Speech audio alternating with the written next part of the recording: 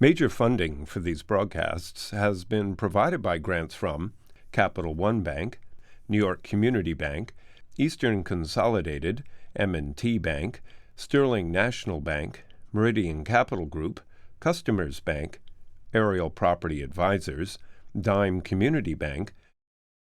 Additional funding has been provided by AmTrust Title Insurance Company, AVR Realty Company, Bank of America, Merrill Lynch, Briarwood Organization, CBRE, Chase Commercial Term Lending, Chase Mortgage Lending, JP Morgan Chase, Citizens Bank, Colliers International NYC, Collins Building Services, CPEX Real Estate Services, Douglaston Development, Levine Builders, Flushing Bank, Friedman LLP, Handler Real Estate Organization, Handro Properties, Hodges Ward Elliott, Inc., Investors Bank, James D. Kuhn Real Estate Center at Syracuse University, Kilroy Architectural Windows, Madison Realty Capital, Matone Group, Mercantile Bank, New Banks, Newmark Knight Frank, Optimum Window Manufacturing Corp., People's United Bank, Rockefeller Group, Rosewood Realty Services, SJP Properties, Stonehenge Partners, TD Bank, Terra CRG, the Marinkoff Family Foundation, the Moynihan Organization, Moynihan Capital Partners, and these friends.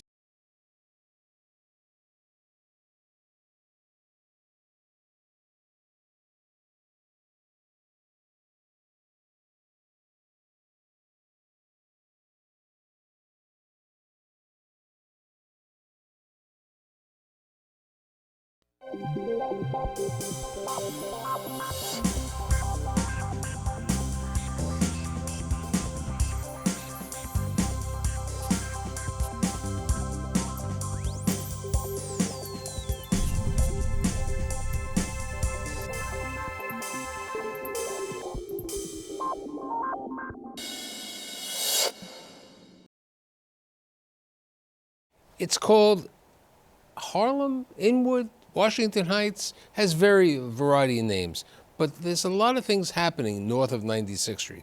So today I've assembled this group of distinguished real estate leaders to provide their insight on this market. My guests include Shimon Shkury, who is the founder, CEO of Ariel Property Advisors, Jeff Simpson, who is the founder and CEO of Arch Companies, and last but not least, David Blumenfeld, who is a principal at the Blumenfeld Development Company. You are the oldest next to me over here, but you are also the guy who's been involved with north of 96th Street longer. When you took the property at the wire company, how many years ago was it? We bought it in 94. So we're in the 25th anniversary. 25th anniversary. Of acquiring the property. Took 15 to get it built. 15 years to get it built. And how is East River Plaza today, which is, in my opinion, the destination spot of north of 96th Street for retail? Retail sales in most of the stores have grown and continue to grow. It services the community, the local community, and the community at large. I'd say Costco's business, 70% comes from the Upper East, Upper West Side. Target, Aldi, Burlington, Old Navy, Bob's Furniture is more local traffic, but the Costco is one of the largest ticket price per transaction in the country, and a very high volume store, probably in their top 10, and Target's probably in their top 10 total volume. And how is Applebee's doing? Applebee's was struggling a little bit, closed their other store on 125th Street, and now their volumes picked up tremendously. Applebee's across the board as a company has suffered a little bit, though. Right. Now, what are you planning to build on top of East River Plaza? So we've developed a plan for 3 towers totaling about 1.1 million feet. And how high is that? Towers are 3 different heights, 55 stories going down to 45 stories. With great water views, I mean. Every apartment, I think, would have a water view at one room in the apartment. So, and then it has about a 5-acre park that they all access private to the to the residential development on the roof of the existing building. Now, in addition to that, that's the plan that may take place in a year or two over there. Right now, you also went in many years ago on the property where the motor vehicles was on 125th Street off Lexington Avenue. What are you doing over there now? So we've started construction on a 233-unit 80/20 rental building. Hired Bjarke Ingels as the architect. Developing a rental building that's mostly topped off. Facade should start coming in the next month with occupancy sometime in September, I believe. So full occupancy will be in there in September. Occupancy started, we'll probably get the TCO on the lower levels in September and then the next one in November, I would assume. And you also have retail in that marketplace. Yeah, we've got a second floor retail space. The lobby's on the first floor of 126th Street. Retail on the second floor, but we've designed it that it's going to connect to the retail on 125th Street. Jeff, you've been involved with the property on 125th Street also, a little further up. Talk about that. Yeah, we called it Harlem 125. It was actually 125th to 126th Street. And when I was at Greystone, and we built a 75-unit 80/20, I think really the first building on 125th Street that was a new construction, high-end rental in recent Because that's times. Central Harlem. A number of years ago when I was writing for the New York Sun, I wrote an article about the three Harlems: East, Mid, and West. So I'd still say, even though you have a great property, the most desirable for everything was West Harlem at one time. It's now gone down a little more to the east. Would you agree? Absolutely. Shimon? I think that we're seeing more development on the east side as a result of literally lack of inventory. We were talking about it before. There's a condominium project that's selling on 104th and Park Avenue for about $1,300 a foot. So that tells you that there's demand and user demand for that location in East Harlem in general. If you look at even the retail corridor, it's all just pushing east. I actually worked on the revitalization of the Apollo Theater in the early 2000s, and I was there 3 times a week. It's just watching the dynamic. And I think some of the earlier developments happened, the equivalent of 7th or 8th Avenue, 125th Street. And with Whole Foods now on, I guess, it's equivalent of 6th Avenue, everything it's just sliding over to the east, right? It's pushing this direction. What's interesting is the Whole Foods that open up, and they also have a Burlington over there. Yes. Yeah. Yep. Yeah. Whole Foods, Burlington, American Eagle, TD, and TD and a CVS also on the other side. There was the CVS. Starbucks was the first one to move Right. there. That development, it's surprising because what they did in Brooklyn is they did the Whole Foods 365, and over here they built a full Whole Foods market. Mm-hmm. That's a little. What about what's going on west? Because on the Tasty space, the Tasty bread, wasn't that a development over there? Yeah, I mean, Tasty is just one example of a development site of an office building that is supposed to go there, and it's a fantastic idea, close to Columbia University. There are a few other developments. I mean, that are but office you developments. bring up Columbia and the move of Columbia to that marketplace. They opened up one of the two of the buildings last year, the Jerome Green building, I think, at Columbia. Really changed that market also. Correct. I mean, for many years, it's like what you did when you built East River Plaza. It changed the nature of the neighborhood. Yeah, I could talk more to East Harlem. I think the biggest change to East Harlem is going to be the opening of the Proton Center on 100. Tell my audience, I'm aware of it, but explain what the So it's a Proton's. consortium of, believe Mount Sinai, Mount Sloan Kettering, and Montefiore, I believe. Yes, And it's a Montefiore. cancer treatment radiation therapy center opening up on 126 between 2nd and 3rd. It'll get about 45,000 visitors a year. It's the only Proton Center in New York City, first and only, and the closest one, there is one in New Jersey, but not with the affiliations of the top schools that we're talking about. Right. So I think you're going to see a lot of medical development around it. It's going to change the nature of the East Side. When we started thinking about marketing our apartment building a block away, the thought was young college graduates, giving them an option to Brooklyn or the financial district or Astoria, maybe it'll be medical staff and technicians. No, I think that's a very appropriate situation, and like what's happening in Columbia. If you look at the pilgrimage of the NYU Langone Medical Center, any apartment house that's been built convenient to the NYU Langone, first of all, the ground floor space becomes medical offices, and 50% of the tenants within the building work for the medical center. And if you're working at the Proton Center, you're right over there and you want the convenience, there's nothing else. And then you also have the viability, and the lively parts of West Harlem, because the gentrification of West Harlem has changed. What about the shopping center on the west side of Harlem, Harlem USA? How's that doing? Any idea? It's been doing well since, this was one, if not the first, shopping centers there. I know it's doing pretty well. But unfortunately, Harlem lost Pathmark. That was the first supermarket that opened in that community in 50 years. And the most successful store in the chain at one point. Right.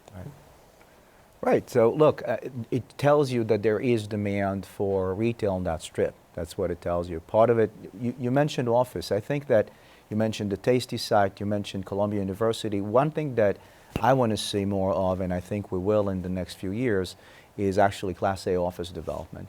That's something that I think will have more demand for. Normally I would not disagree with you, but when Forest City Ratner, who was a partner with you in East River Plaza, built some of their offices in Central Harlem, what happened was the tenancy in Central Harlem was all government service agencies. Correct. Okay? So they never were able to get the regular office tenants.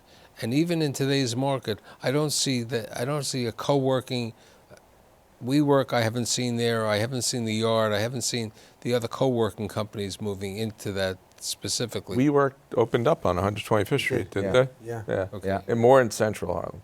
More in and Central Harlem. You got to remember that Columbia also caters or could cater to a life sciences audience that needs that kind of office space. So there's a lot of things that can happen there. Now, when you're selling property in that section of the market, are we seeing investors from all around the world? Because in certain shows that I do, people are saying, have the Chinese investors, have the Israeli investors, have the Canadian investors taken a hold of the feeling of wanting to be north of 96th Street? Absolutely, and they usually come from or with operating partners. So you usually don't see them by themselves or establishing operations here, although there are a few of them that do. But you usually see them invest through local operating partners. Now, Jeff, they're familiar with Northern Manhattan, they're familiar with the boroughs. Jeff, you were talking about the Artemis property on 110th in the Park. Mm-hmm. What are they doing over there? I think it's a Yeah, it's called Circa. but it's a mixed. It's not just 100% market, right? I think they have an Right. affordable component as well. It's a beautiful building. Yeah, so the view of Central Park. It's in the numbers we think were like 2,000 or something. Yeah, about right? 2,000 Yeah, a it's- foot right across from the park, which is, they have views of the park for pretty Yeah, much almost yeah. every And apartment. along 110th Street is just quite a remarkable experience for new development. Now, David, a number of years ago, I think you also built a small retail space on Park Avenue. We built 2 industrial spaces on Two Park Avenue. industrials, which had a bakery tenant, if I remember. Batwich Bakery, and then the other one, we started and we sold it to the user in the middle of building it. Yeah. Now, what about the market for self-storage? At one time, there was certain self-storage. I think Jerry Gottesman on First Avenue, not too far from your East River Plaza, is over there. We've been looking at self-storage. I think the market's there. I think it's very specific market driven. I don't know. I think there is self-storage in West Harlem, and I think that market's taken care of. I think East Harlem lacks some There self-storage. was the major self-storage in West Harlem who had the fight with Columbia University called Tuck It Away. Right. and that they didn't want to give up their space, and then They there went was the condemnation approval on that on West Harlem. Now, another area which has really changed in the Harlems and all of it, more in the West Harlem, is in the hospitality and the food business. I mean, Marcus Samuelson, the other guy from Parsons from Time Warner, and some other more restaurants over there have definitely changed the marketplace also. That's a result of the tendency that's going there, and it's a result of people buying in and willing to, spend money and want the services of higher end quality, restaurants and so on. What's That's gonna what's your thoughts? We were briefly talking about in the green room about the hospitality market, the hotel market. I mean, all of you are developers. What? I don't think we're ready for it in East Harlem, maybe in West Harlem. I think it's a question of highest and best, right? I mean, so if you have a piece of land and you can develop a hotel or you can develop a high-end condo that sells for, above $1,300 a foot or so, what would you do? Now you see, David brought up a very interesting comment before when we were talking about the Proton Center. If you have the foresight and the nerve, hypothetically, of saying that people who are going to go to the Proton Center need a space nearby, okay, it has that applicability because of the treatment. You don't go to the Proton Center with a basic cancer condition.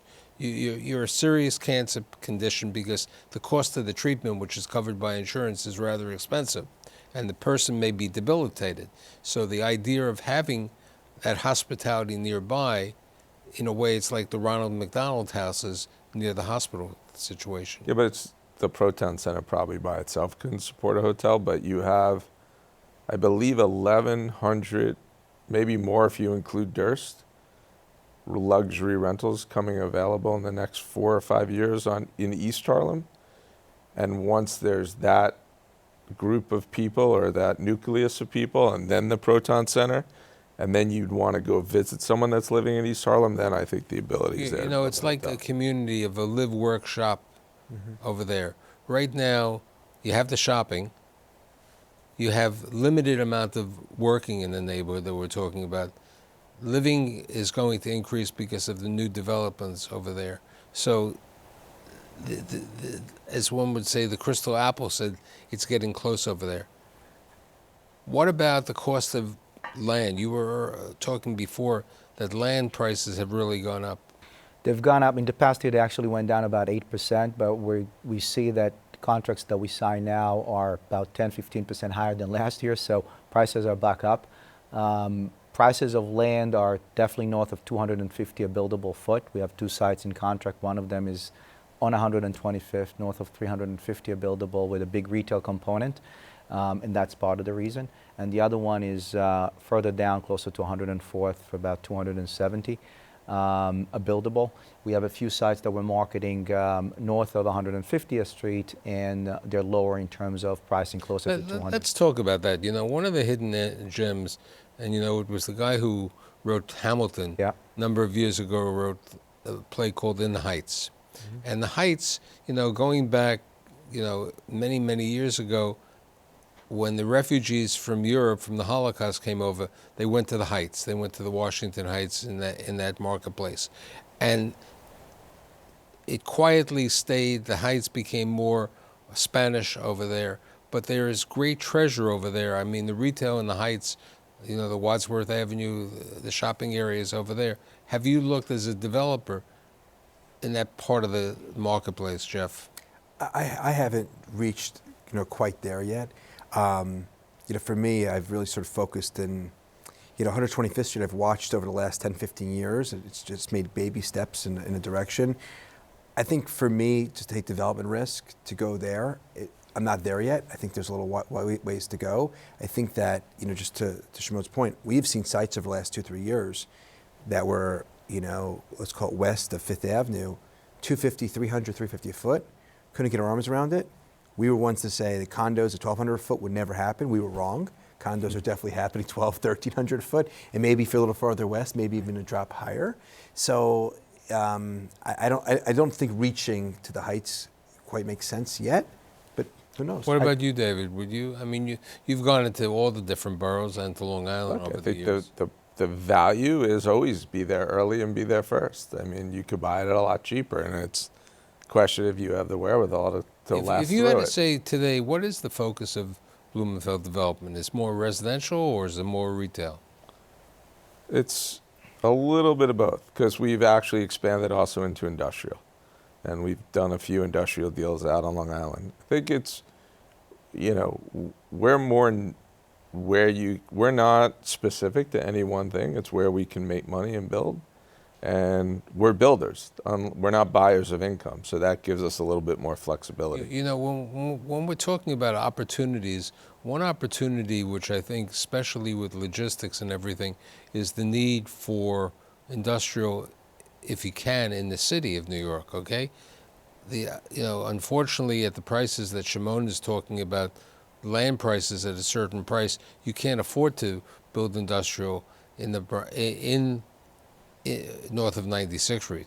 So the circumstances, there is a need, but it can't be done. At $100 a foot, you can. At $100 a foot, you can, but you'd have to go up into more in the heights. You both brought up a very interesting fact that there's a height limitation on 125th Street. What's the rules over there on how high you can go? Currently, it's 120 feet of height. So the building we're building is 11 stories, because our lower levels are a little taller, and we want to maintain 10 feet in the apartments. Do you think there'll be ever a ULURP or a change in the area? We just went through a rezoning change in East Harlem that took some of different parts of East Harlem to higher So FARs. what have the changes been? From like a 3.4 to a 6, 7, or 8 sometimes, but you also have to have either a 20 or 25% affordability at 40 to 60% of AMI. So it takes away from the bonus, but it's something that the city. What's happening at La Marqueta? Well, Struggling. yeah, it's a good idea, right, for the neighborhood, but it's. No, for my audience, explain what La Marqueta is. It's a marketplace under the raised train station on Park Avenue. There's not a lot of money spent on making it seem like a market. It's sort of a conversion of a space without a lot of money. It's run, I guess, a non-for-profit, but a government non-for-profit runs it. And it's not run in as a way you would see a private development. They should privatize it and get someone to license it and run it, and then I think it would be much better. At one time there was there were different neighborhood dividing lines, as one would say. At one time it was 96th Street. Then it went to 106th Street, and then 116th Street, where there was significant development a number of years ago, partially where you are, and also going up as far as West Harlem.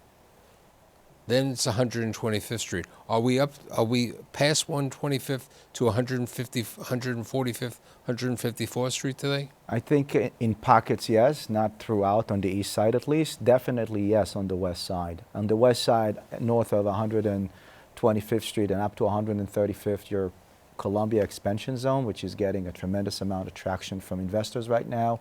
And north of 135th, below 150th, you're in Hamilton Heights, which is a neighborhood that's going through a real change right now. What type of change is Hamilton Heights seeing? The past few months, we've seen a lot of investors going there, mostly for multifamily and development, because pricing was a little bit softer there, and the rental market has done extremely well, or relatively well.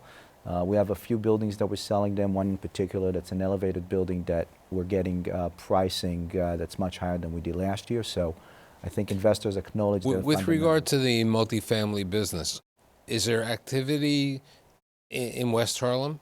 Absolutely. In West Harlem, in Hamilton Heights, in Washington Heights, driven by fundamentals. So while the residential rental market suffers in certain parts of the city below 96th Street and downtown Brooklyn because of absorption and new product that's coming online, the units in the Heights and Hamilton Heights and Harlem in general are doing relatively well, and that helps.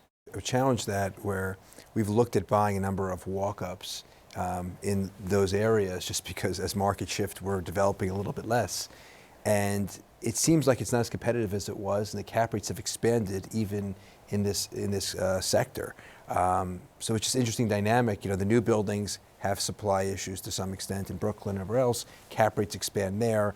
Now we're seeing, you know, walk-ups where they're no longer trading at a 4.25, 4.5 cap. I don't know if you're seeing that, but it seems like things we look at, you know, there isn't sales happening. People are actually selling, but there are people actively trying to sell, you know, closer to that 5 cap mark. So it really depends on upside. Some of the buildings, you're right. If you don't have the upside there, you're right. Cap rates are higher. Yeah. Here's the question. One of your tenants in East River Plaza is the Mount Sinai Medical Center. What are they using the facility for? It's a dialysis center. They need space, and medical is becoming the new retail. It's taking up a lot of retail space everywhere. I have our building in the Bronx. I have a meeting next week with one of the hospitals to take a big chunk of that building. It is more convenient. It's less expensive for them. It's a way to make it accessible to the patients that need access. Now, another tenant that you have, which has gone into many places, are the gyms. You have Planet Fitness. Yep. You know, somebody said to me the new four F's of retail: fashion, fun, food, and fitness. You know, and that's where we're going. You can't buy muscles on the internet. You know, you could try, but you can't. So it's a place. But it's a I social believe event. East River Plaza changes the world's comment about the internet that retail is dead, because whenever I pass it or when I've ever gone there on the weekend, it continues to be busy day and night. I think retail's far from dead. I think the discounters will survive. I think the high-end guys will survive, and the stuff in the middle that is very accessible on the internet, you'll be able to buy on the internet. I mean, the Marshalls, the Burlington, the Targets, these are continuing to do well, and they're not changing. I think the only change is that as I said on a show that I recently did, the package rooms are becoming much larger because of people buying on the internet. And I do believe if there were distribution facilities available up in East Harlem, because if you go into the neighborhood in East Harlem, you will see a lot of Amazon pickup trucks staying there in the middle of the day, picking up from the distribution centers and then delivering all around the city. So I think in summation, you know, there's lots of activities, and one of the areas in the city which still has great potential is developments west of 96th Street. I think Hamilton Heights definitely, Inwood over there, and I think north of 96th Street. And I'd like to thank Shimon, Jeff, and David. See you next week.